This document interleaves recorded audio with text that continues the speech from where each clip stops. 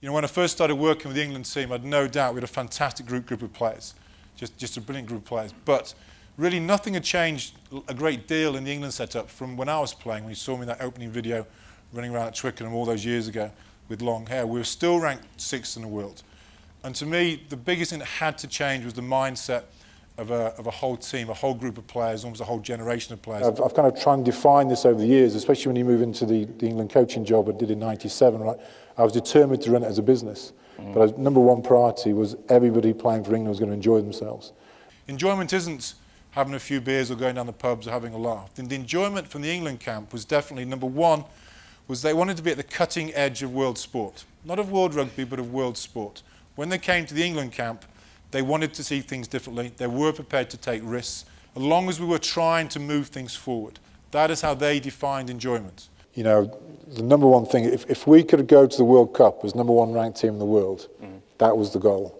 Because if you can do that over a 4-year period, you've obviously doing everything right to get there. Businesses tend to hugely over-exaggerate what you can do in 12 months, you know, when you're setting your forecasts and your targets. Businesses totally under-exaggerate, if that's the right word, what you can achieve in 3 or 4 years. I mean, 4 years is a long time. You can change the world in 4 years. And we really sat down after '99, where we had a poor World Cup, and just threw out all the blueprints and started again and wrote this business plan for 4 years on how we could win the World Cup, and just left no stone unturned. Because I do actually think sport has a huge amount to learn from business. It's interesting that the business community seems to have a huge fascination with sport.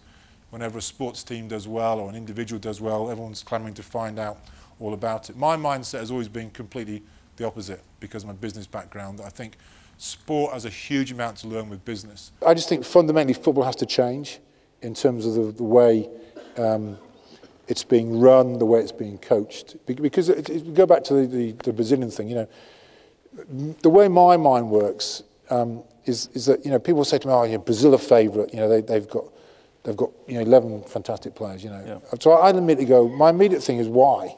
There was this dentist up in Brisbane called Dr. Paddy Lund. He decided to commit suicide. True story. Clearly because he was unhappy being a dentist and working in his practice. He actually went to the bridge in Brisbane, and he was going to jump off it. At the very last minute he decided not to.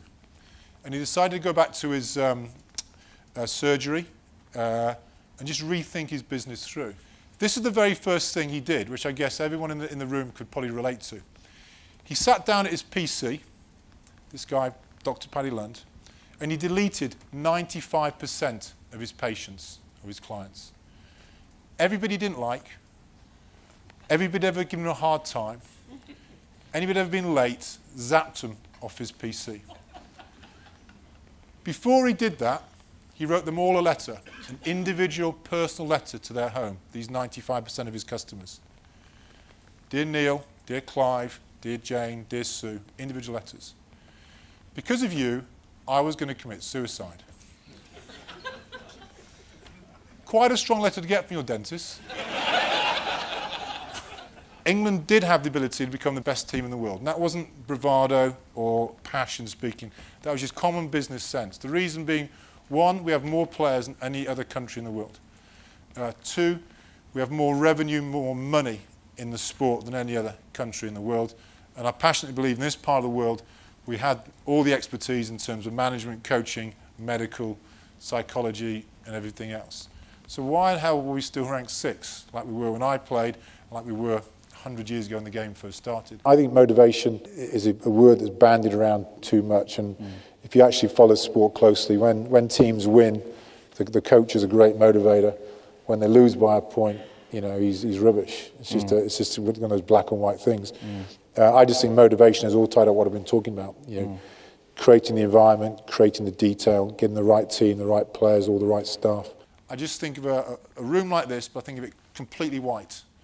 And I just, in my mind, I remove everything from that room. Every bit of software, every bit of hardware, every idea, every preconceived way of we've always done it. Completely blank the room out.